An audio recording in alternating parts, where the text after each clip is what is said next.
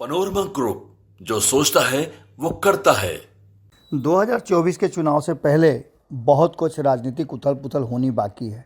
एक तरफ जहां आपने देखा कि भारतीय जनता पार्टी और एनडीए के विरुद्ध इंडिया गठबंधन तैयार किया गया। इस गठबंधन को लेकर 27-28 दलों ने ये तय किया कि वो भारतीय जनता पार्टी और एनडीए को सत्ता से बेदखल कर देंगे। इसके साथ साथ ये भी हुआ कि अन्य क्षेत्रीय दल मिल करके कांग्रेस के साथ अलग अलग राज्यों में भी अपनी किस्मत आजमाएंगे और मजबूती के साथ भारतीय जनता पार्टी को सत्ता में आने से रोकेंगे।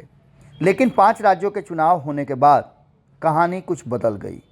कहानी बदलने के साथ साथ चर्चाएं भी तेज हो गई। जहां एक तरफ नीतीश कुमार की जेडीयू ने जमकर कांग्रेस को कोसा, तो वहीं समाजवादी पार्टी के मुखिया अखिलेश यादव ने तो पूरी तरह से भारतीय जनता पार्टी के साथ इस लड़ाई में कांग्रेस द्वारा हरवाने की बात कही गई। उन्होंने कहा कि हमारे साथ जो कुछ भी हुआ, INDIA गठबंधन नहीं दिखा। अगर हमें पहले से पता होता कि ये सिर्फ और सिर्फ 2024 के लोकसभा चुनाव के लिए गठबंधन बना है, तो हम सोच करके इस गठबंधन का हिस्सा बनते।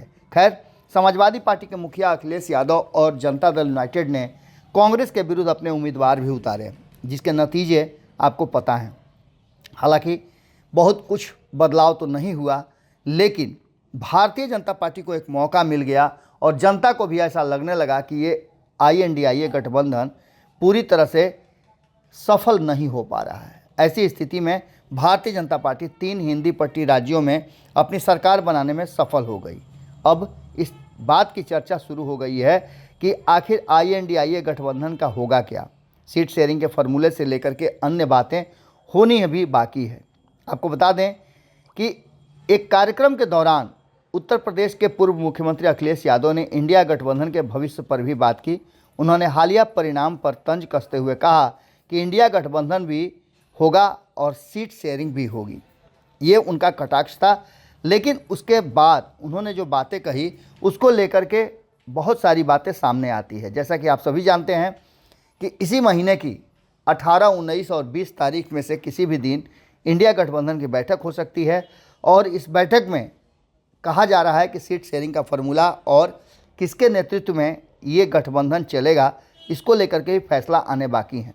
लेकिन समाजवादी पार्टी के नेता और नीतीश कुमार के उत्तर प्रदेश वाराणसी में रैली से पहले उन्होंने जो बातें कही है, वो कहीं ना कहीं इस बात की तरफ इशारा कर रही है कि मामला इंडिया गठबंधन और एनडीए गठबंधन से भी अलग है।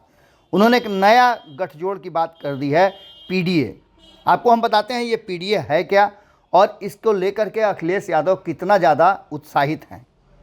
बार बार ये चर्चा हो रही है कि इंडिया गठबंधन और एनडीए गठबंधन से अलग एक तीसरा फ्रंट भी बनेगा। अब अखिलेश यादव की बातों से तो लगता है कि ये तीसरा फ्रंट ही निर्णायक भूमिका में रहेगा। आगे वो कहते हैं कि समाजवादी पार्टी चाहती है कि भारतीय जनता पार्टी हारे। सीटों को लेकर अभी फैसला नहीं हुआ है, किसको कितनी सीटें मिलेंगी अभी इस पर कोई बात नहीं हुई है। अभी एक ही मकसद है, भारतीय जनता पार्टी को हराया जाए और कैसे हराया जाए, मुकाबला कैसे किया जाए और यह लड़ाई कैसे आगे बढ़ेगी। कई सवालों के जवाब देते हुए उन्होंने कहा कि भारतीय जनता पार्टी 12 मंत्रियों की हार का सामना करना पड़ा है, इसलिए ये लगता है कि भारतीय जनता पार्टी को हराया जा सकता है। ये वो बात मध्य प्रदेश की कर रहे थे। मध्य प्रदेश विधानसभा में 12 मंत्री हार गए हैं। क्या इसकी वजह से एनडीए गठबंधन की मजबूती और आने वाले 2024 के चुनाव में क्रेडिबिलिटी के साथ अगर इंडिया गठबंधन चुनाव लड़ती है तो भारतीय जनता पार्टी को मात दे सकती है। इसके साथ साथ अखिलेश यादव ने कहा कि इस बार इंडिया गठबंधन और एनडीए गठबंधन नहीं बल्कि PDA पर बात होगी और PDA ही इस बार 2024 में निर्णायक भूमिका में होगा। PDA का फुल फॉर्म उन्होंने बताया कि PDA असल में ये ऐसा गठबंधन है जिसमें असल में पीड़ित लोग हैं। P से पीड़ित बताया उन्होंने और D से दलित बताया।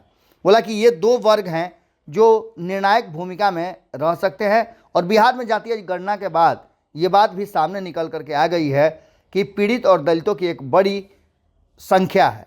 इसके साथ साथ उन्होंने कहा कि अल्पसंख्यक यानी ए का मतलब अल्पसंख्यक है और अल्पसंख्यक समाज भी अपने लिए विकल्प की तलाश कर रहा है। पुराने घिसे पिटे आदर्शों और पार्टियों के साथ वो अपने आप को ठीक महसूस नहीं कर रहा है। वक्त के साथ अल्पसंख्यक समाज के भी मन बदले हैं, लेकिन इसके साथ साथ ए का मतलब सिर्फ अब अल्पसंख्यक ही नहीं है, इसमें अगड़े और आदिवासी भी जुड़े हुए हैं। इसका सीधा मतलब है कि अखिलेश यादव ने जो फार्मूला दिया है वो फार्मूला काफ़ी हिट लग रहा है। देखना होगा कि जब नीतीश कुमार वाराणसी यानी उत्तर प्रदेश के साथ साथ अन्य राज्यों में अपनी रैली करते हैं तो उसके परिणाम क्या आते हैं। पहले से ही ये बात कहा जा रहा था कि थर्ड फ्रंट होगा। क्या ये इशारा है इन सभी लोगों को लेकर के एक अलग से फ्रंट बनाने का? क्या होगा आने वाला वक्त बताएगा। जुड़े रहिएगा भारत लाइव के साथ। बहुत बहुत धन्यवाद। अगर ये वीडियो पसंद आई और वह बिहार के राजनीति और बिहारियत से सरोकार रखेनी तो सब्सक्राइब बटन दबा के चैनल के सब्सक्राइब कर ली। ओजे एगो घंटी बा, ओकरा बटन दबा देला से कुल सटीक और मारक खबर रुआ मुफ्त में मिल जाई। अगर रुआ पत्रकारिता के हमनी के नया प्रयोग में सहयोग कर चाहतानी तो ज्वाइन बटन दबा दी। पेटीएम नंबर नोट कर ली 9386816700। धन्यवाद।